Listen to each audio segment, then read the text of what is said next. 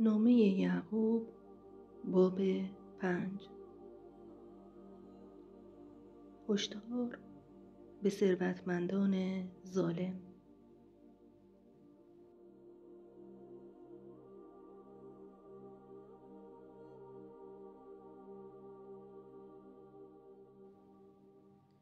و اما شما ای ثروتمندان زاری و شیون کنید، زیرا مصیبت‌ها در انتظارتان است.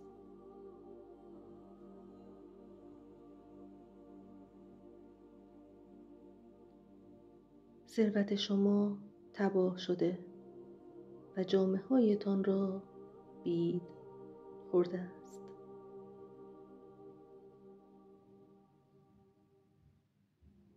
زر و سیم شما زنگ زده و زنگ آنها علیه شما سخن خواهد گفت.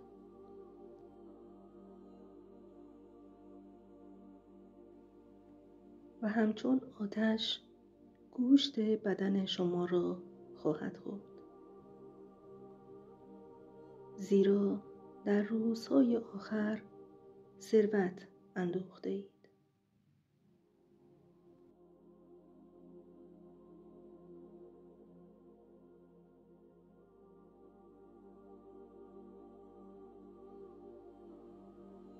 اینک مزد کارگرانی که در مزارع شما درو کردند و شما حیله‌گرانه از پرداخت آن سر باز زده اید، بر ضد شما فریاد برمی آورد.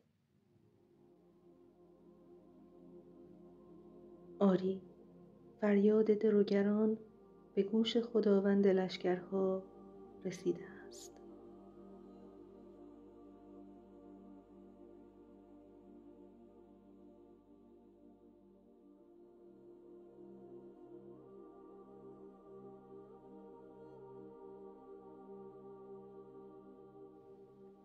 شما بر زمین در تجمل و هوسرانی زندگی کرده اید و دلهای خود را برای روز کشتار پروار ساخته اید.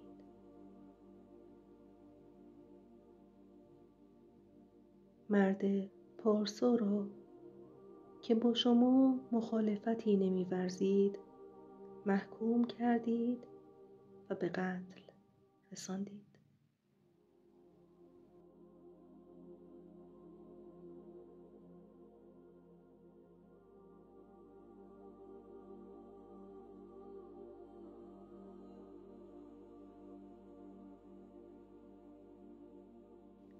صبر و بردباری در زمان مصیبت.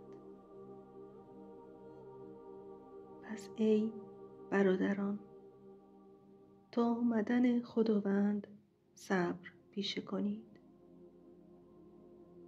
بنگرید چگونه دهقان انتظار می‌کشد تا زمین محصول پرارزش خود را به بار آورد.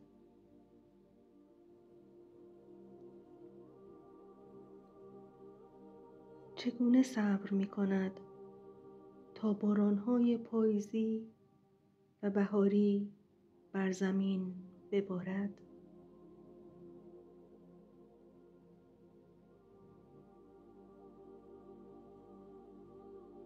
پس شما نیز صبور باشید و دل قوی دارید، زیرا آمدن خداوند ما نزدیک است.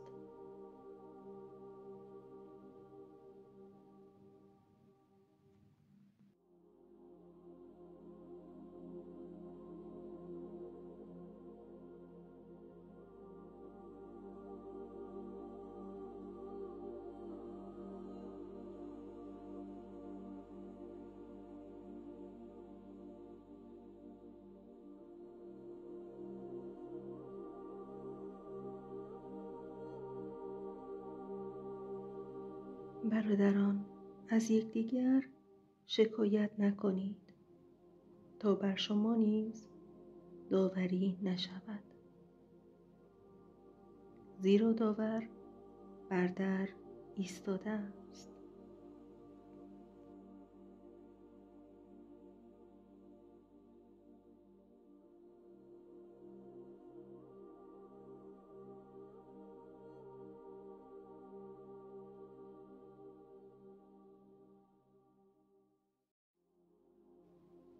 برادران، از پیامبرانی که به نام خداوند سخن می گفتند درس صبر در مصائب را فراگیرید.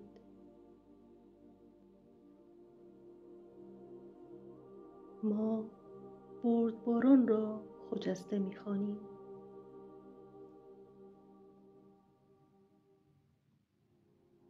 شما درباره صبر ایوب شنیده اید و می دانید که خداوند سرانجام با او چه کرد.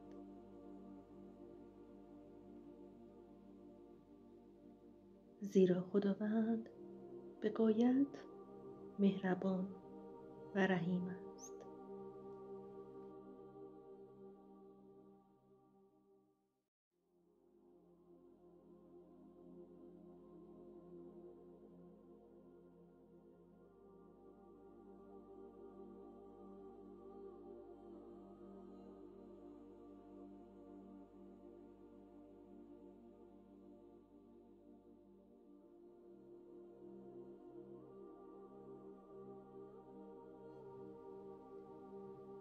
اما مهمتر از همه ای برادران من،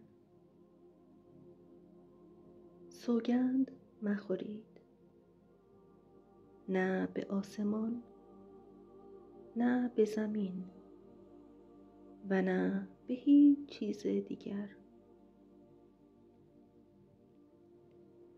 بگذارید بله شما همان بله باشد و نه شما همان نه.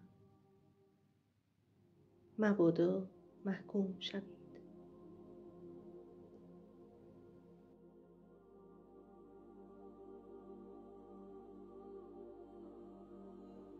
دعای با ایمان. اگر کسی از شما در مشکل است، دعا کند.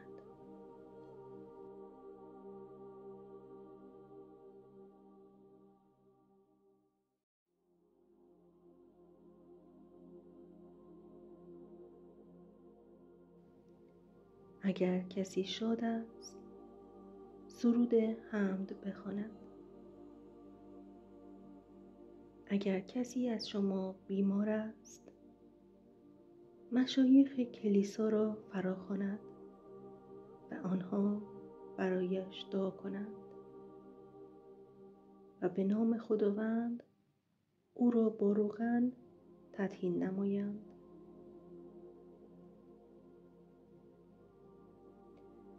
دعای با ایمان بیمار را شفا می بخشد و خداوند او را برمیخیزاند و اگر گناهی کرده باشد آمرزیده می شود.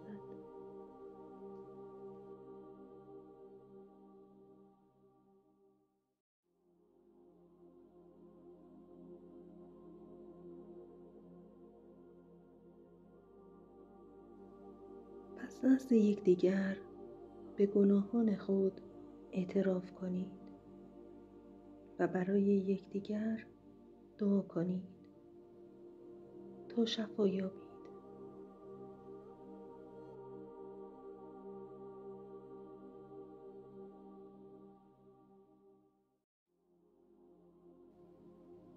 دعای شخص پارسا با قدرت بسیار عمل می کند.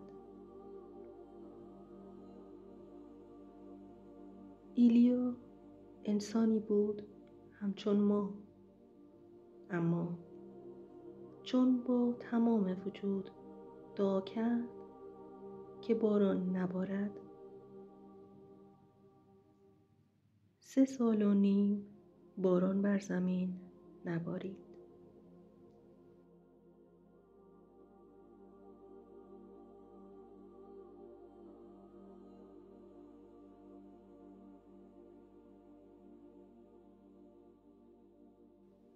و باز دعا کرد و از آسمان باران بارید و زمین محصول به بار آورد.